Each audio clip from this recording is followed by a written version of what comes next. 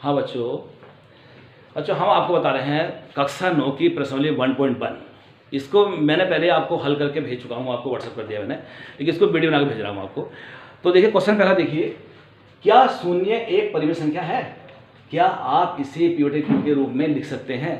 पहली बात बता चलूँ कि परिमेय संख्या क्या चीज़ है, P/Q क्या है, ये बताऊँ पहले आपको। परिमेय संख्याएँ वो संख्या होती हैं जिन्हें हम P/Q के रूप में लिख सकते हो, जिनको जो है जितने भी प्राकृत संख्याएं हैं, जितने भी पूर्णांक हैं, जितने भी पूर्ण संख्याएं हैं, ये सब क्या हैं, ये परिमेय संख्या है। तो मैं थोड़ा बता चलूँ आपको। प्राकृत संख्याएं को हम n से प्रदर्शित करते हैं, और ये इनको 1 2 3 4 डॉट ये प्राकृत संख्या होती हैं। अब आया पूर्ण संख्याएं इन्हें कहते हैं होल नंबर। क्या कहते हैं इनको? होल नंबर कहते हैं। ये होते हैं यदि प्राकृत संख्याओं में जीरो शामिल कर लें, क्या कर लें? जीरो शामिल कर लें, तो ये क्या बन जाएंगी बच्चों? ये बन जाएगी पूर्ण संख्याएं। और यदि हम अब आया पूर्णांक क्या होते हैं? पूर्णांक को हम कहते हैं बच्चों, इन्हें इंटीजर्स क्या कहते हैं? इनको इंटीजर्स कहते हैं। इन्हें हम z से प्रदर्शित करते हैं। क्या करते हैं? z से प्रदर्शित करते हैं। और ये होते हैं दो तरह के, धनात्मक और ऋणात्मक। और धनात्मक और ऋणात्मक पूर्णांकों में यदि जीरो शामिल कर लें, इंक्लूड कर लें, तो बन जाते हैं एक पूर्णांक। क्या करेंगे? -3 -2 -2 -1 0 1 2 3 डॉट। इस ढंग से बच्चों ये हो गए पूर्णांक। इसके बाद नंबर आता है परिमेय संख्याएं। क्या आता है? परिमेय संख्याएं। ये मतलब जो है इन्हें पढ़ने वाले तब उसका नंबर आता है परिमेय। इन्हें प्रदर्शित करते हैं हम Q से। क्या प्रदर्शित करते हैं हम? इसे Q से प्रदर्शित करते हैं हम। और ये जो है इसके अंदर परिमेय संख्याओं के अंदर क्या क्या चीज आती है? देखिए n भी इसके अंदर आता है, W भी आता है, Z भी आता है। मतलब P/Q की जितनी भी संख्याएं सब इसके अंदर आती हैं बच्चों। ठीक है। अब आया ये परिमेय संख्या हो गई। अब परिमेय संख्या, अब देखिए इसमें सबसे बड़ी जो है परिमेय संख्या हुई। तो क्वेश्चन ये कह रहा है, क्या शून्य परिमेय संख्या है? देखिए आप, ये जो है पूर्ण संख्या है W, इसके अंदर आ रहा नहीं आ रहा। इसका मतलब क्या हुआ कि शून्य परिमेय संख्या। ये हमने बात आपको सिद्ध कर दी कि ये भी परिमेय संख्याएं हैं, ये भी परिमेय संख्या है, ये भी परिमेय संख्या है, और इसके अंदर जो सब आ रही हैं वो भी परिमेय संख्याएं हैं।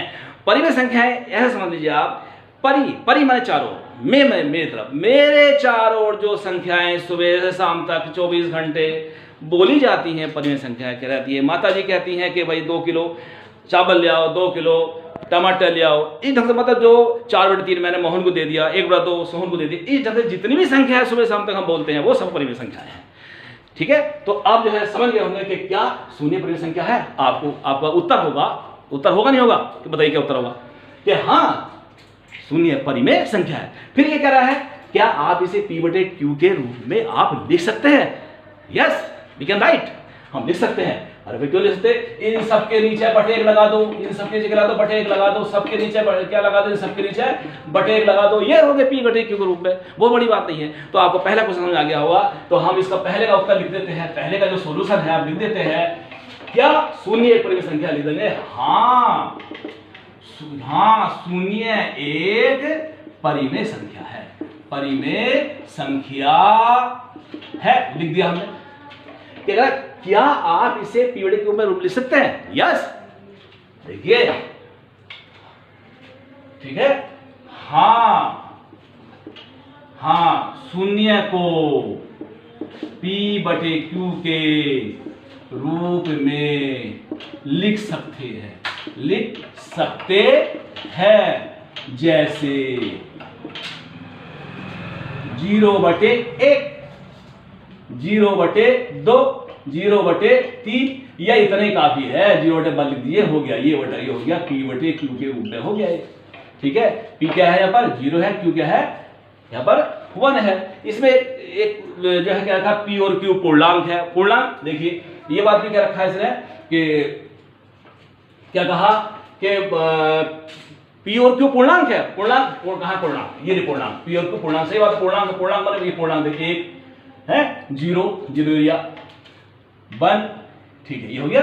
तो ये हो गया आपका जो है पूर्णांक है। और q does not equal to 0, q does not equal to अर्थात q 0 के बराबर भी, ये नीचे वाला जो है ये 0 के बराबर भी नहीं है। तो आप समझे आगे क्वेश्चन, क्वेश्चन है दूसरा इसका, क्वेश्चन नंबर 2, 3 तथा 4 के बीच 6 परिमेय संख्याएं, 6 परिमेय संख्याएं बताओ। बच्चों ये कह रहा है, अब इसमें 6 को कहा है, बिल्कुल शॉर्टकट मेथड, इसमें से इसके मेथड 4 मेथड है इसके, मैंने आपको जो है पहली वीडियो बता चुके हैं 4 मेथड, पूरे 4 मेथड बता चुका हूं मैं आपको, लेकिन इसका शॉर्टकट मेथड है 6, ये कह रहा है 6 परिमेय संख्याएं है ना, या कभी कभी ऐसा ये 6 परिमेय संख्या है, तो 6 में 1 जोड़ो 7 हो गया, हर इसके बराबर है, ऑलरेडी 1/1 है, बराबर है, तो आप क्या होगा 3 बटे इसका बल लिख दीजिए, परिमेय संख्या बना लीजिए, और इसके नीचे ऊपर 7 से गुणा कर दीजिए, 7 के 21/7, 22/7, 23/7, 24/7 है, और ये हो गया। अब देखिए क्या है आपका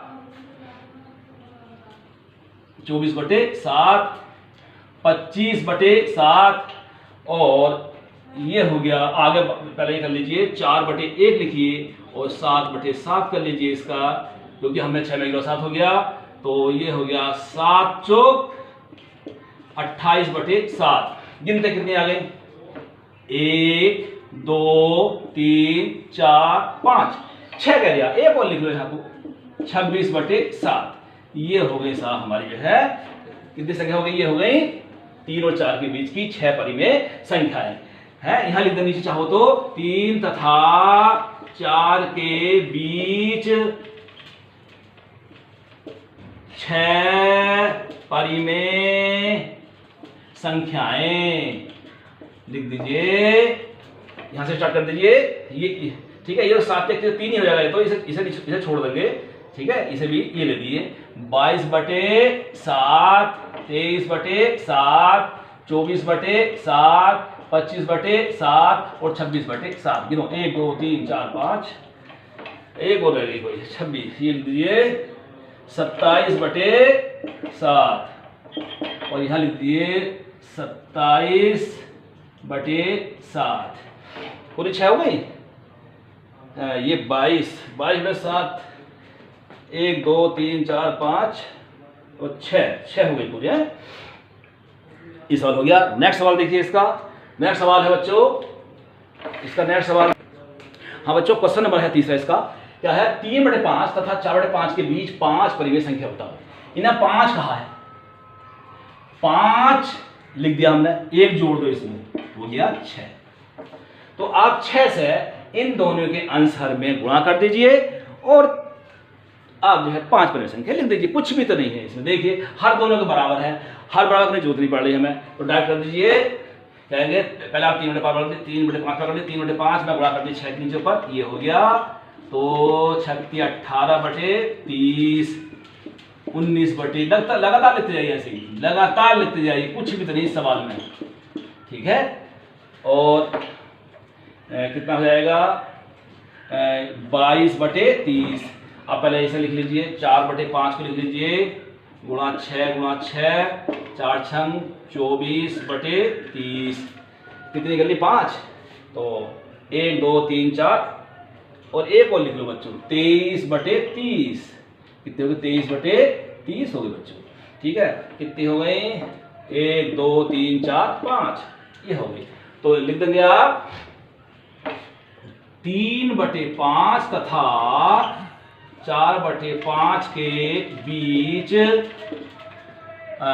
5 परिमेय संख्याएं, यहां से गिनिए 19/30, 20/30, 21/30, 22/30 और ये हो गया 23/30। ठीक बच्चों, नेक्स्ट क्वेश्चन देखिए। हाँ बच्चों, क्वेश्चन नंबर देखिए इसका चौथा, प्रत्येक कथन बताइए, प्रत्येक कथन सत्य है या असत्य, ये कह रहा है क्वेश्चन।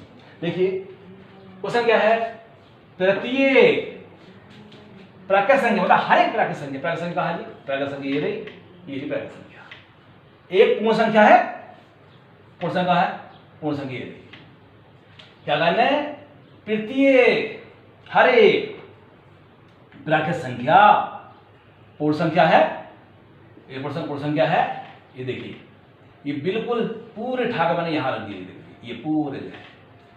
बताइए, आप खुद ही बता दीजिए सत्य का सत्य होगा भाई।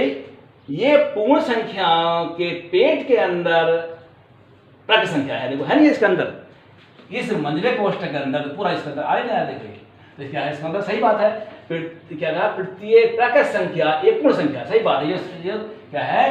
प्राकृत संख्या पूर्ण संख्या के अंदर है, सही बात होगी कि प्रत्येक प्राकृत संख्या पूर्ण संख्या है। लिख देंगे सत्य, लिख देंगे पर सत्य, सही बात आ गई, समझ आ गया आपकी। नेक्स्ट क्वेश्चन है, प्रत्येक पूर्णांक एक पूर्ण संख्या होती है। प्रत्येक पूर्णांक है जी, प्रत्येक पूर्णांक ये या पूर्णांक, प्रत्येक पूर्णांक ये पूर्णांक हो गया। प्रत्येक एक पूर्ण संख्या, पूर्ण संख्या जी, पूर्ण संख्या ये प्रत्येक पूर्णांक, पूर्णांक ये रहा, एक पूर्ण संख्या होती है, पूर्ण संख्या ये रही। तो ये बिल्कुल इतना तो ये मिल रहा है बच्चे, पूरा इससे मिल रहा है, इतना मिल रहा है, ये रह गया ना, ये नहीं मिल रहा ना।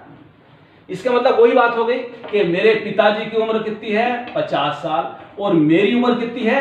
30 साल। तो 50 के अंदर 30 आ जाएगा, है ना, लेकिन 30 के अंदर 50 नहीं आ सकता। वही बात यहां हो रही है। बड़ा कौन सा? इसका अब्बा कौन सा? इसका पिता कौन सा? पूर्णांक का ना। और पूर्ण संख्या इसका बेटा है, पूर्णांक क्या है? बाप है, इसका पिता है। तो अब बताइए कि किसने कह रहा है? पूर्णांक एक पूर्ण संख्या है। अरे भाई, पूर्णांक पूर्ण संख्या हो जाएगी, ये तो खुद इसके अंदर है। ये बड़ा है, छोटा है, तो ये क्या है? असत्य है, क्योंकि 50-30 के अंदर नहीं आएगा, बल्कि 30-50 के अंदर आएगा। ऐसे जो है ये इसके अंदर नहीं आ सकता, पूर्णांक पूर्ण संख्या अंदर आ सकता, पूर्णांक पूर्ण संख्या अंदर नहीं आ सकता, बल्कि पूर्ण संख्या पूर्णांक के अंदर आएगी। इसलिए क्या है? ये असत्य हो गया। ठीक है, अब देखिए अगर प्रत्येक परिमेय संख्या एक पूर्ण संख्या होती है। प्रत्येक परिमेय संख्या, परिमेय संख्या कहां हुई? परिमेय संख्या ये देखो, इसके अंदर परिमेय संख्या के अंदर प्राकृत संख्याएं भी हैं, पूर्ण संख्याएं भी हैं, पूर्णांक भी हैं, सारे इसके अंदर है टोटल, है ना। केवल अपरिमेय संख्याओं छोड़कर बाकी सब इसके अंदर आ गई। अब देखिए, तो परिमेय संख्या एक पूर्ण संख्या होती है। तो जैसे मान लीजिए एक परिमेय संख्या ले लीजिए, परिमेय संख्या में ले लिए 3/4 ले ली, तो ये 3/4 ये जो है यहां पर 3 तथा 4 पूर्णांक है, सही बात है, पूर्णांक है। और 4 डज नॉट इक्वल टू 0 है, सही बात, ये बात सही है कि 4 जो 0 बराबर नहीं है, सही, बिल्कुल सही बात है ना। लेकिन ये जो है पूर्ण नहीं है। देखते हैं अभी क्या कहा? परिमेय संख्या पूर्ण संख्या, परिमेय संख्या कहां है? परिमेय संख्या ये रही, और पूर्ण संख्या कहां है? ये रही। तो परिमेय संख्याओं के अंदर तो क्या होती है? ये सारी आ रही है टोटल है, लेकिन पूर्ण संख्याएं मतलब ये परिमेय संख्या 3/4 परिमेय संख्या तो है, लेकिन पूर्णांक नहीं है, पूरी पूर्ण संख्या नहीं है। पूर्ण मतलब पूरी नहीं है। ये जो है 3 को हमने 3 को 4 भागों में बांटा है, तो ये कैसे पूर्ण हो गया? पूर्ण है, पूरा कंप्लीट, 1 2 3 4 5। तो इसमें जो है ये परिमेय संख्या पूर्ण संख्या होती है, ये असत्य है। क्या है? असत्य है। क्यों? क्योंकि परिमेय संख्या 3/4 परिमेय संख्या वास्तव में, लेकिन पूर्ण नहीं है, पूरी नहीं है यो, ठीक है, पूरी नहीं है। ये जो है इसमें 3 को 4 भागों में बांटा हमने है पर, तो ये परिमेय संख्या तो है, लेकिन पूर्णांक मतलब क्या है? पूर्ण संख्या नहीं है, पूर्ण संख्या नहीं है, पूरी नहीं है ये। ठीक है, ओके।